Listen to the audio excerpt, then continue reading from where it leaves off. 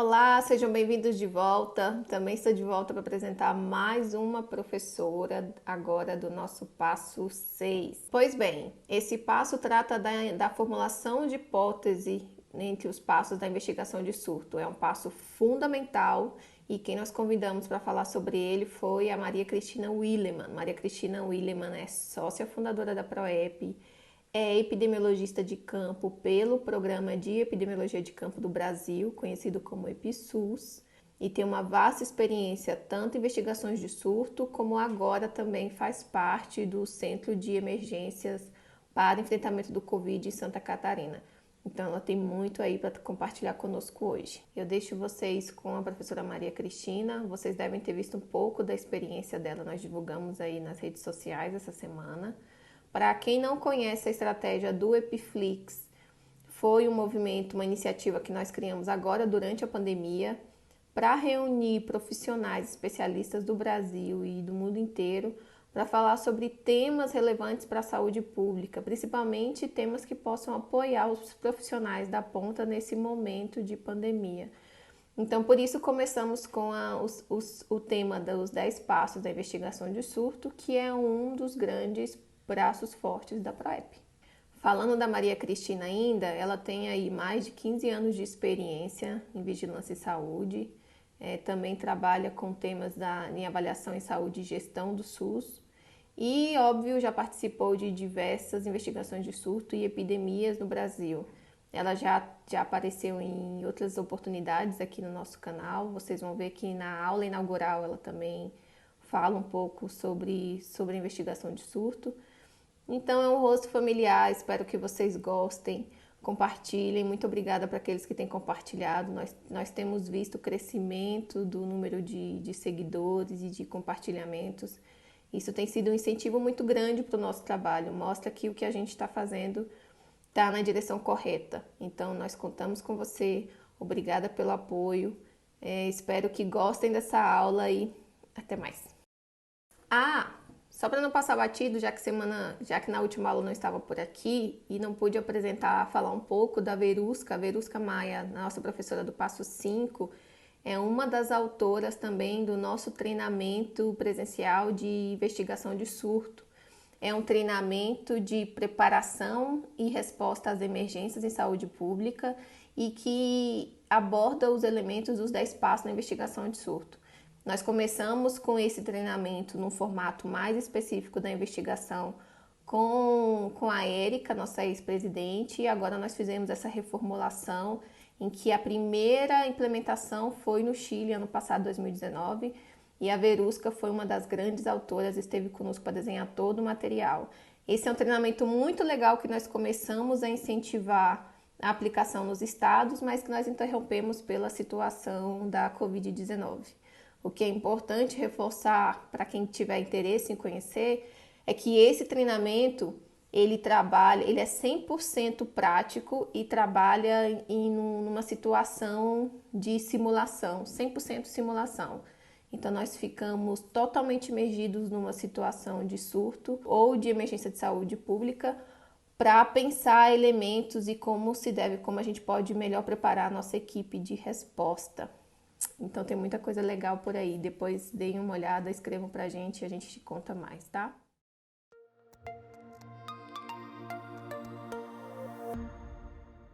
Olá, eu sou Maria Cristina Willeman, sou epidemiologista, egressa da 10ª turma do EpiSUS. Atualmente estou estudando avaliação em saúde e gestão do SUS e componho o Centro de Operações de Emergência e de Enfrentamento da Covid no estado de Santa Catarina. Sou sócia da PROEP há muito tempo, já fundadora, desde antes de ela existir, e atualmente participo do Conselho Fiscal. Já fiz uma missão bem interessante em Tabatinga pela PROEP e, tenho experiência em vigilância epidemiológica já desde estagiária enquanto graduanda e participei de diversas investigações e já atuei na vigilância de zoonoses, DST-AIDS e doenças imunopreveníveis e imunização, que é o lugar que meu coração bate forte. Hoje eu venho conversar com vocês e falar do passo 6 de uma investigação de surto. E é a partir dela que vou começar a apresentação que vem a seguir. O passo 6, então, é formulando hipóteses numa investigação de surto. É um passo que ele é o menos relacionado à matemática de todos eles e, portanto, essa apresentação ela vai ser constituída de um pouco de filosofia, que fala um pouquinho da construção do conhecimento científico e da hipótese em si. E vamos encerrar já introduzindo o passo 7 da investigação de surto. Bom, na primeira etapa da apresentação, vou falar um pouquinho da construção do conhecimento. Desde o século XVIII, era intrigante, era motivo de intriga entre os filósofos em saber como é que se poderia obter conhecimento seguro e verdadeiro sobre as coisas do mundo. A partir desse questionamento, existiam duas linhas de pensamento, duas escolas de filosofia, que eram os racionalistas, que incluíam Platão e Descartes, que entendiam que todo conhecimento provinha da razão. E existia uma outra escola, os filósofos empiristas, dos quais faziam parte Aristóteles e Humes, que diziam que somente os dados da experiência sensível é que forneciam as bases para o conhecimento humano. Bom, eu não sou grande filósofa, estudiosa de filosofia, mas a partir de conceitos dessas duas escolas, Immanuel Kant desenvolveu a sua teoria, que é a teoria que acho que tem muito a ver com a formulação de hipóteses e com esse passo da investigação de surto. Então, Kant escreveu um livro denominado A Crítica da Razão Pura, e ele partiu da seguinte indagação: como posso, observando um fato A, dizer algo a respeito de um fato B, uma vez que somente tenho experiência desse fato A? E talvez para aproximar um pouco mais do objeto que nós tratamos numa investigação de surto, vamos entender o fato a descrição do evento, que é composta basicamente por gráficos e tabelas, e a partir dela que nós falamos a respeito de um fato B, que é a ocorrência do evento na realidade. Então, só para a gente ter proximidade com o nosso objeto da filosofia, vamos pensar dessa forma. Ele baseou, nesse momento, ele partiu da Revolução Copernicana, que trouxe o heliocentrismo como um conceito válido. E ele quebrou um paradigma importante, porque antes do heliocentrismo existia o geocentrismo, que era basicamente, nós estamos na Terra, nós conseguimos observar o Sol nascendo e se pondo, e é por isso que a Terra está parada e o Sol se mexe. Quando Copérnico propõe o heliocentrismo, ele expande esse conhecimento. Ele entende que, apesar de nós observarmos um fato que é o Sol nascendo e se pondo, quem se mexe é a Terra e não o Sol. Então, essa revolução de pensamento, essa observação dos fatos de forma diferente, ele iluminou Kant no seu pensamento. Hume também disse que o mundo não tem nenhum sentido a não ser que o homem dê algum sentido a ele. E por isso, o conhecimento só é possível porque o homem possui faculdades que o tornam possível. Então, não há algum sentido na existência se considerarmos que não há alguém para interpretar. Então, o homem consegue fazer a interpretação porque tem faculdades, tem os fatos necessários para interpretá-lo. E ele propõe um método chamado transcendental, que impõe razão aos limites da experiência possível a partir das duas escolas filosóficas anteriores, do empirismo e do racionalismo, dizendo que para que haja evolução do conhecimento científico, é preciso ter conceitos por meio dos quais os objetos são pensados e é preciso ter sensibilidade, ou seja, intuição. Você tem que ter algo para interpretar a partir daqueles conceitos. Então, toda essa filosofia que que não é muito a minha praia, mas é algo bastante interessante, ele embasa como a criação da hipótese é um passo inicial para a construção do conhecimento. Principalmente porque ele parte da observação de um objeto,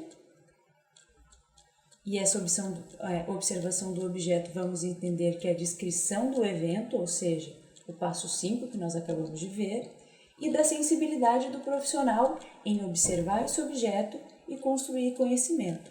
Esse profissional epidemiologista, ao construir conhecimento, ele está facultado de conhecimentos de epidemiologia. E conhecimentos é um pouco mais do que ter noção do objeto. Nós vivemos tempos de pandemia e nós vimos uma explosão de epidemiologistas surgirem agora para interpretar gráficos e tabelas, que é uma missão que dentro da saúde poucos estudiosos faziam, e em especial aqueles que têm aproximação com as análises quantitativas e com destaque aos epidemiologistas. Então, interpretar tabelas e gráficos não é ser epidemiologista, né? Gráficos e tabelas, eles são iguais para qualquer área de conhecimento. Eles têm o mesmo objetivo, que é ilustrar como como os dados estão aparecendo. No entanto, interpretá-los com o cunho de formular hipóteses epidemiológicas, encontrar razões relacionadas à saúde e ao ser, é algo do epidemiologista. Então, entendendo que uma hipótese ela é guia ou são guias para a condução de uma investigação, é necessário que sejam formuladas com grande qualidade e baseada em informações que sejam lógicas dentro da epidemiologia. Partindo então para a segunda parte da aula vamos falar um pouco do que é essa hipótese, já que ela é tão importante para guiar as investigações de surto. A hipótese ela é uma afirmação que possa ser desafiada. Então, uma afirmação que não pode ser desafiada não é uma hipótese. Eu tenho um exemplo que é uma afirmação, mas a dificuldade em desafiá-la faz com que ela não seja uma hipótese. O exemplo diz: o direito pode ser instrumento de desenvolvimento real em países, considerando que apresentam em comum. Isso é uma afirmação? É uma afirmação. No entanto, alguns conceitos dentro desta afirmação a tornam muito difícil de ser desafiada, e é por isso que ela não é uma hipótese. Por exemplo, o direito.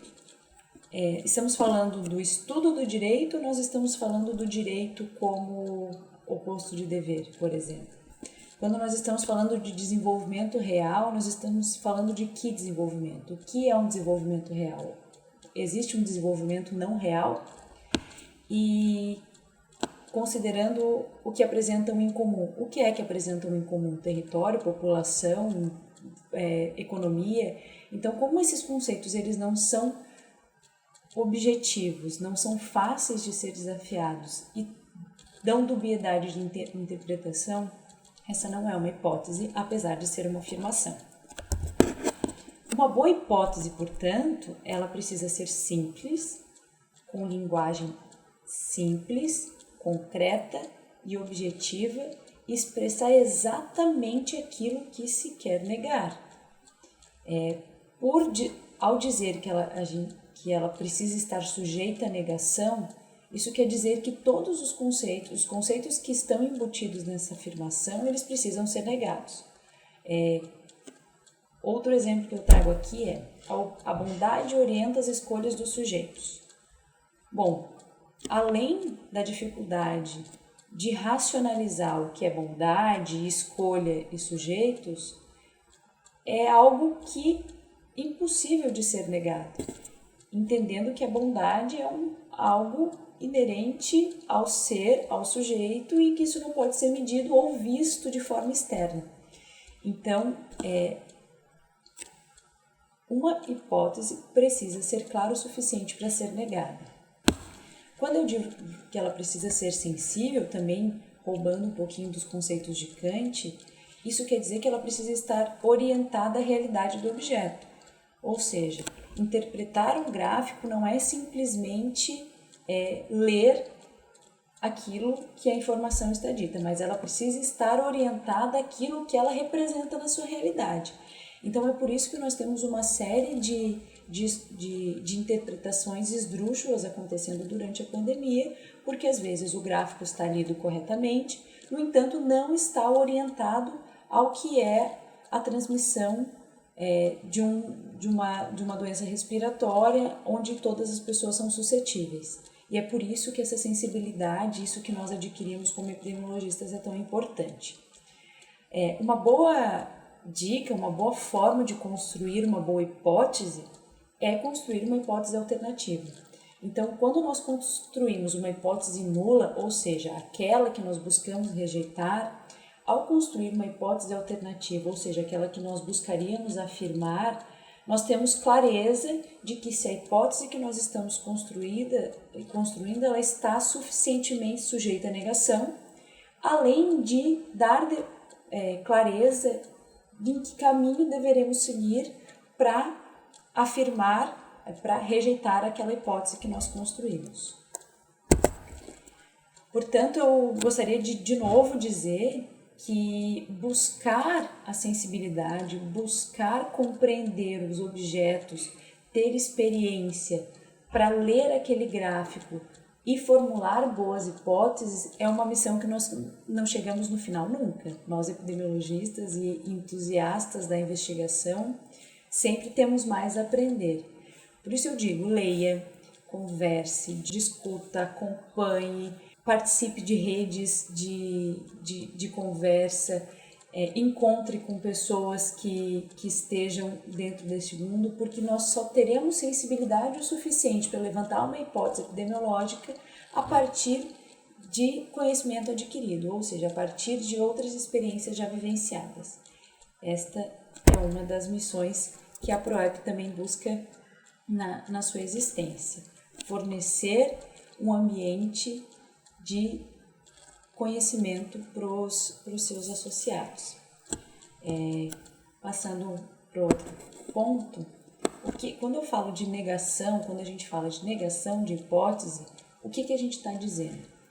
As hipóteses, elas são uma afirmação, mas elas são afirmações provisórias, ou seja, que elas buscam ser rejeitadas. Rejeitar uma hipótese, ela depende. Como rejeitar essa hipótese depende do que ela é e do objeto que está por trás dela. Existem negações que podem ser empíricas, que devem ser empíricas, ou seja, é necessário um estudo, uma pesquisa para rejeitá-la, e em especial quando nós falamos da relação causa-efeito, é bem importante que sejam baseadas em informações verídicas e comparadas. E existe a negação teórica também, ou seja, aquela que é baseada em fatos e argumentos, que nós podemos rejeitá-la sem realizar um estudo específico para isso, mas que requer uma revisão de documentação, de interpretação de estudos e de outros fatos já existentes. Para pesquisar, para rejeitar, realizar essa negação empírica, consideramos que precisamos fazer alguma pesquisa, e essa pesquisa pode ser uma pesquisa básica, ou seja, projetada para entender melhor aquele fenômeno, ou ela pode ser uma pesquisa aplicada, que é uma pesquisa que seja destinada a solucionar aquele problema que a hipótese levanta. Pode ser uma pesquisa exploratória, que visa melhor definir um fenômeno que já é conhecido, mas que necessita de mais explicações. Pode ser uma pesquisa confirmatória, que é aquela que afirma algo que já se tem uma ideia que está acontecendo, mas ela afirma aquilo que já se conhece. Pode ser uma pesquisa qualitativa, que é baseada na observação direta do comportamento ou em dados narrativos, e uma pesquisa quantitativa, que tem por base a coleta de dados numéricas a fim de explicar determinado campo de interesse. As pesquisas quantitativas, elas são bem mais comuns em epidemiologia e e elas têm uma informaçãozinha que é muito definitiva para rejeitar uma hipótese, que é o valor de P. Bom, o que é o valor de P, então? Muitas vezes, uma hipótese ela consiste em afirmar parâmetros ou características de duas populações. Então, quando nós analisamos duas populações e buscamos rejeitar a hipótese com o valor de P, é que nós consideramos que há uma diferença entre as populações e esses testes de hipótese eles serão a validação matemática da rejeição dessa hipótese. Então, num teste de hipótese matemático, num teste estatístico, o que nós tentamos provar é a falsidade da hipótese nula. Então, ao aplicarmos um teste estatístico, ao validarmos uma hipótese, o que nós buscamos é rejeitar uma hipótese nula. Caso nós não consigamos rejeitar a hipótese nula, o que nós conseguimos não é afirmar a hipótese alternativa, mas sim nós conseguimos não rejeitar a hipótese nula. Então, quando nós não temos um valor de P menor que 0,05, nós não rejeitamos uma hipótese nula. Isso não significa que você confirmou a hipótese alternativa, mas sim que com aqueles dados que estão sendo analisados, não foi possível rejeitar a hipótese nula, ou seja, demonstrar a sua falsidade. Tem um exemplo que é bem interessante, que é num julgamento. Vamos considerar que num julgamento a hipótese nula é que o réu é inocente. Em consequência, a hipótese alternativa seria o réu é culpado. Quando nós não conseguimos rejeitar a hipótese nula, ou seja, quando não conseguiu se provar que o réu é inocente, isso não quer dizer que nós provamos que o réu é culpado por aquele fato. Nós provamos que as provas não são suficientes para condená-lo.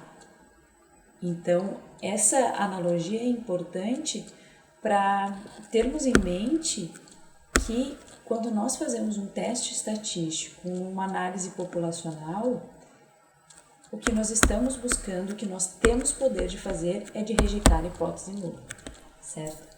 Essa é uma confusão bem grande entre muitos pesquisadores, entre muitos profissionais de saúde que acabam fazendo análises estatísticas, e é por isso que é tão importante que nós tenhamos em mente que poder nós temos ao aplicar um teste estatístico num estudo epidemiológico. Vou partir agora para alguns exemplos que a ideia é fixar a construção de uma hipótese baseada em exemplos práticos de epidemiologia de campo.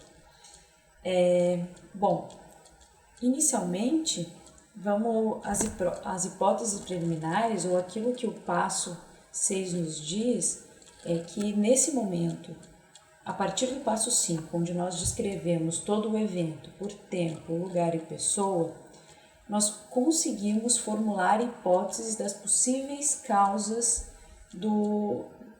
da ocorrência do surto. Dessa forma, nós temos o poder de criar hipóteses para determinar fonte de infecção, para determinar um período de exposição específico, um modo de transmissão, uma população exposta a maior risco, um agente etiológico. Então, este é um universo dentro de uma investigação de surto que o passo 6 busca realizar. Vou começar com um exemplo de uma hipótese para fonte de infecção. Há a descrição de um evento que por distribuição temporal, ou seja, um diagrama de um histograma delimitado para o evento. Eu vou usar o exemplo não vou nem falar qual é o exemplo que vocês já estão supondo. Eu não conheço muito bem o evento, mas como ele foi bem documentado pela mídia, eu vou me arriscar a pensar sobre ele numa hipótese. Então, houve um evento que está delimitado pela bolinha amarela, que nós não sabemos qual é, e uma distribuição de casos ao longo do tempo. A hipótese nula que nós desenvolvemos é que as pessoas que apresentaram uma síndrome nefroneural no período de 5 a 30 de janeiro em BH não ingeriram algo tóxico no período de 20 de dezembro a 31 de dezembro do ano anterior. Essa hipótese ela vem formulada a partir de uma série de observações e descrições do evento. Eu trouxe aqui a descrição temporal, mas para formular essa hipótese de que havia uma cerveja implicada na contaminação, no desenvolvimento dessa síndrome nefroneural experimentado por uma série de pessoas que não tinham um aspecto fisiológico que levasse ao desenvolvimento dessa síndrome, estavam restritas de forma temporal e espacial. Isso tudo foi sendo investigado, foram sendo informações levantadas durante a investigação que levaram à formulação de uma hipótese de que havia algo tóxico em alguma das coisas ingeridas pelos casos naquele momento. Então, rejeitar a hipótese da ingestão de algo tóxico naquele período perpassou por uma série de investigações que afastaram a possibilidade de ser algo fisiológico das pessoas. E essa possibilidade foi afastada considerando vários aspectos da investigação. Então, rejeitar a hipótese nula neste evento não foi possível. Então, foi possível identificar que havia uma ingestão de algo tóxico e, a partir de uma série do resto da investigação, chegou-se à conclusão de que era cerveja. Mas veja, consumir a cerveja que estava potencialmente contaminada é algo que passa muito rapidamente na vida de uma pessoa. Então, as hipóteses que levaram a essa última hipótese da fonte de infecção, elas foram tão importantes quanto o processo de investigação.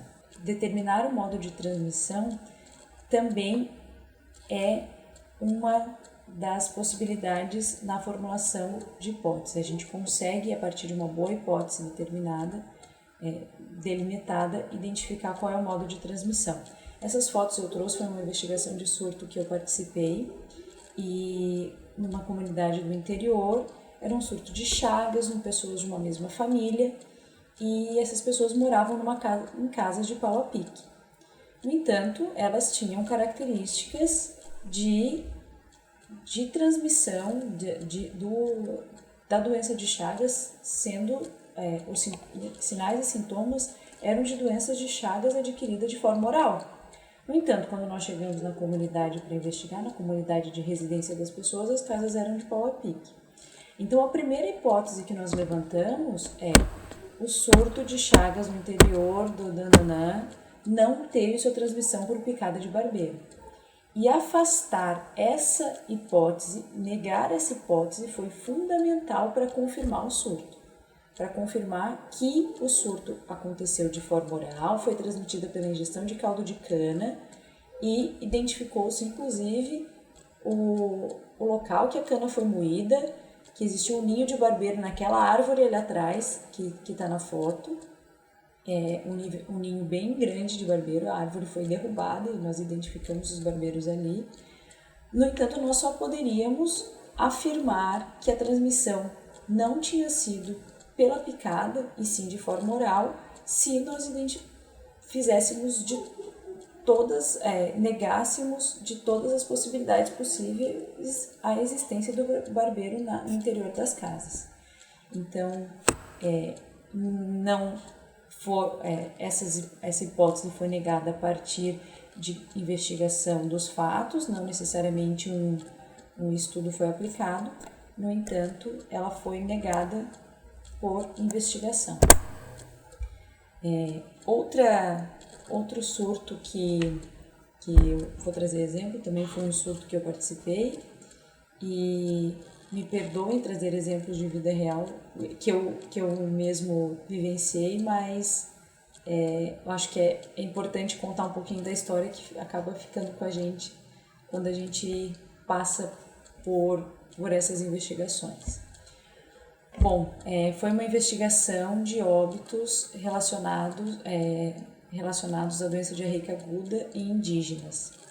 E eram 2 etnias indígenas que foram acometidas e nós tínhamos uma grande quantidade de pessoas de crianças que adoeceu, tanto da etnia Kaxinawá quanto da etnia Kulina. No entanto, existia um número diferente, existiam muito mais Kaxinawás do que Kulinas naquele território indígena e não sabíamos exatamente qual era a fonte de infecção, nós tínhamos uma hipótese que os Kaxinawás tinham mais chance de adoecer que os Kulinas. Por isso, nós fizemos um estudo do tipo caso controle, e por isso identificamos os fatores de risco e a hipótese que nós provamos, inclusive delimitada ali na primeira linha da tabela que eu trago como exemplo, a hipótese era que os indígenas de etnia Kaxinawá não tinham maiores chances de adoecer por doença diarreica aguda que os Kulinas, entendendo que separar as etnias poderia trazer junto com elas uma série de características. E essa hipótese foi rejeitada porque a partir do cálculo da razão de prevalência, nós vimos que os Kaxinawás tinham 2,5 vezes mais chances de adoecer do que os Kulinas, com intervalo de confiança que não perpassa pelo 1, ou seja, tinha um P menor que 0,05 atribuído. Também é possível, com as hipóteses, identificar o agente etiológico. Essa história que eu conto também se refere ao surto de DDA que eu acabei de falar dos indígenas. E uma série de hipóteses teve que ser levantada até se chegar no agente etiológico. Inicialmente, nós tínhamos que rejeitar a hipótese de que os indígenas não contraíram rotavírus para desenvolver DDA. Então, nós buscamos de diversas formas rejeitar essa hipótese que não conseguimos rejeitar. Não conseguimos rejeitar a hipótese de que os indígenas não tinham contraído rotavírus. Depois nós tivemos que rejeitar a hipótese de que os indígenas não se intoxicaram com amendoim, que naquele momento de ocorrência do surto era época de colheita de amendoim e os indígenas todos eram menores de 1 ano e a alimentação desses indígenas menores de 1 ano também acontecia por amendoim, que é algo que nós, homens brancos, não identificamos como sendo adequado. E como na aldeia não tem liquidificador, por exemplo, a forma de as mães darem o amendoim para as crianças era mastigando e passando dando de alimento para essa criancinha. Então nós, homens brancos, identificamos aquele como sendo um possível agente etiológico de um surto de doença diarreica aguda. Então nós buscamos rejeitar essa hipótese e conseguimos rejeitá-la, entendendo que não tinha relação com a alimentação, os casos não tinham relação com a alimentação. Outra hipótese que nós levantamos para tentar identificar o agente etiológico é que os indígenas não adquiriram essa bactéria, uma bactéria que causou infecção gastrointestinal. O momento de ocorrência desse surto é um momento de bastante chuvas naquela região, e por isso existe um transbordamento natural das fossas e contaminação da água de beber, e existe a possibilidade de o agente etiológico do surto ser infecção gastrointestinal bacteriana. Então nós tivemos que rejeitar essa hipótese, e essa hipótese foi rejeitada coletando amostra de água de todos os poços onde os indígenas coletavam água de beber para identificar a presença de bactérias que pudessem causar infecção nos indígenas e levasse a óbito. Essa hipótese foi rejeitada, não existia uma grande quantidade de bactérias além do normal que pudesse causar um surto com esse espalhamento que vocês podem ver nos gráficos ao lado. Outra hipótese que nós levantamos é que os indígenas aldeados que foram a óbito, eles não consumiram peixe intoxicado por uma erva utilizada Os indígenas daquela região utilizavam uma erva para pescar, eles delimitavam uma parte do rio com tábuas e jogavam uma erva, enfim, tóxica para o peixe, e os peixes que ficavam presos ali naquela área morriam, e eles pescavam, ao invés de pescar, eles apenas coletavam os peixes que ali tinham morrido. Então, nós homens brancos, levantamos a hipótese de que o consumo do peixe que havia sido coletado a partir dessa técnica de uso de erva poderia estar levando as crianças a desenvolverem doença diarreica aguda e evoluírem a óbito. Nós rejeitamos essa hipótese porque esse hábito existia antes do surto e nós não tínhamos ocorrência de óbitos em crianças antes deste momento lá de investigação. Então, por conta desse hábito já existir, nós rejeitamos essa hipótese. E uma outra hipótese que nós levantamos para identificar o agente etiológico é que as crianças que teoricamente eram todas vacinadas, elas não tomaram uma vacina contra a rotavírus ineficaz. Então, houve também nós, homens brancos, observamos que existia a vacina rotavírus, uma vacina oral, e o transporte dessa vacina se dá por barco, e esse barco é alimentado por geradores, e os geradores dos barcos são desligados um período da noite para que as pessoas que estão no barco possam dormir. Então, nós tínhamos uma hipótese de que as vacinas que ficavam armazenadas ali podiam perder eficácia por conta do manejo. Nós não conseguimos rejeitar essa hipótese, no entanto, não conseguimos rejeitar essa hipótese e nem a primeira relacionada a contrair o rotavírus. Portanto, nós identificamos o agente etiológico mais possivelmente relacionado ao surto como sendo o rotavírus, dado que as outras hipóteses levantadas por agente etiológico foram rejeitadas e estas não foram. Contei uma história bem gigante, mas que talvez seja bem interessante como exemplo, porque nós não levantamos uma hipótese só para conduzir uma investigação de surto e nem para conduzir uma pesquisa. Muitas hipóteses são levantadas. Numa pesquisa mais acadêmica, em geral, o esforço é todo desprendido para rejeitar aquela hipótese inicial que conduz o estudo. Quando nós estamos num momento de investigação, nós estamos buscando entender o evento. E entender o evento perpassa por levantar várias possibilidades, rejeitá-las ou não. Quando nós não temos a possibilidade de rejeitá-la, isso quer dizer que possivelmente aquilo está implicado, certo? Algumas considerações finais sobre hipóteses são mais conceitos para ficarem na nossa mente para seguirmos para o próximo passo de investigação de surto, que é como provar as hipóteses, enfim, como buscar provar essas hipóteses.